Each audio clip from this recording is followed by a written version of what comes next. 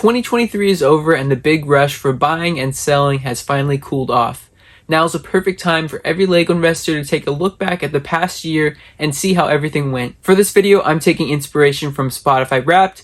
If you're not familiar, at the end of every year, Spotify gives you some interesting data points about your music listening over the past year. So for this video, I'm going to be sharing some interesting facts about my LEGO investing from the past year, buying and selling, some takeaways I have for this year, as well as some goals/guidelines I have for 2024. Let's get into the video by sharing some stats from my buying this year.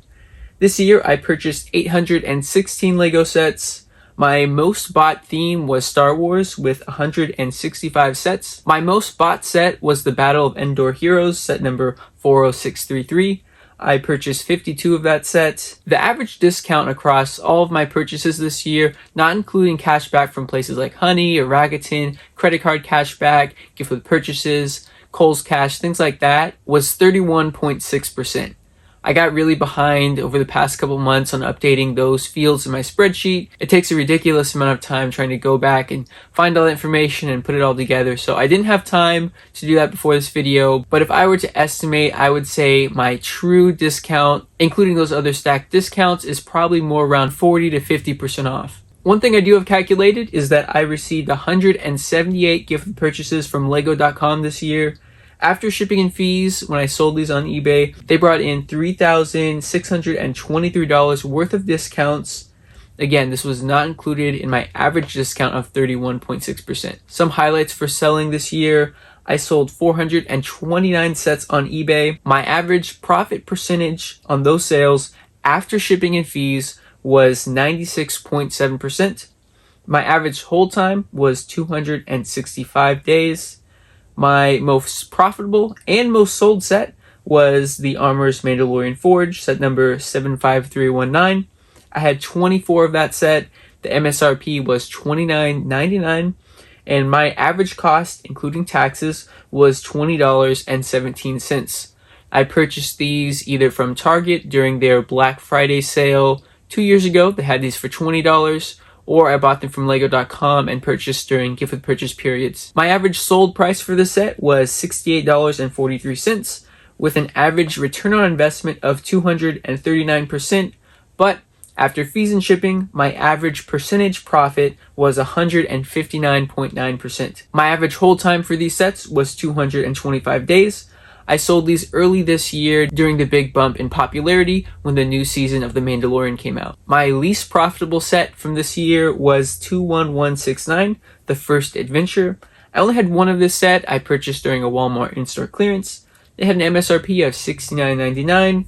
The cost I paid was $37.51, almost 50% off, but I only sold it for $51.61. That gives you a return on investment of 38%, but after shipping and fees, my percentage profit was only 5.3%. And I had a hold time of 496 days for that set. It was clear that this set wasn't going to have a huge bump in price if I continued to hold on to it longer, so I let it go for a minimal profit. Not every single set you buy is going to hit it out of the park, and that's okay. So I have two sets that I regret buying this year. The first one was the Ministry of Magic. I picked up several of this set during Walmart in-store clearances this year in the summer.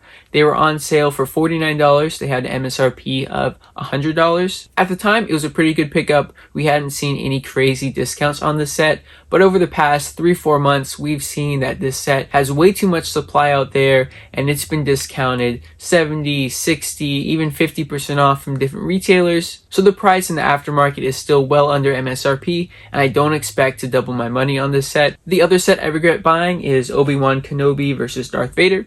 The set had an MSRP of $50, and I picked them up for $24 from Walmart during in-store clearance. At the time, it was a good price, but as we've seen more recently, just like the last set, the sale prices have been around 40% off on this set from many retailers, so that has brought the price down significantly in the aftermarket. It does have some nice exclusive figures though, so hopefully that will bring up the price a little bit in the aftermarket during this year. Two sets that I wish I bought more of was Bird of Paradise. There were two opportunities that I would have liked to take more advantage of, was when they were discounted to $60 from Target during Black Friday, and then from Lego.com during Black Friday. They were discounted to $70, but you could have stacked up some gift with purchases, 15% cash back from Rakuten, insiders points, things like that. I only came away with 6 of the set. Granted, they were all at very good discounts, but I wish I had many more because this set's already going for around $160 on eBay. And the second set I wish I bought more of was the Minecraft Llama Brickheads. That was a Lego exclusive. I picked up a few, but I didn't prioritize it early enough in the year. It ended up selling out, I believe, mid-November, and that has caused the price of the set to really jump in price. I think it's already going for around $30 on eBay, and it only had an MSRP of $10. My goals/guidelines for this upcoming year are pretty similar to what I had last year. I'm going to try to hold off any buying for Lego investing before May the 4th. It allows me to gauge the average discounts we can see for different kinds of sets, try to find the true floor. Additionally, by then the retirement list is a little bit more ironed out, and we have less risk of buying a set that ends up getting extended. I'm going to continue my Lego investing strategy of trying to buy sets at a cheap enough price to be able to sell them after a year to a year and a half for double my money after shipping and fees. I'm going to continue buying from Lego.com when they are having licensed gift with purchases. I will also buy during other gift with purchase periods, but historically those GWPs have the best returns. And my last goal for this year is to get ungated on Amazon to sell Lego.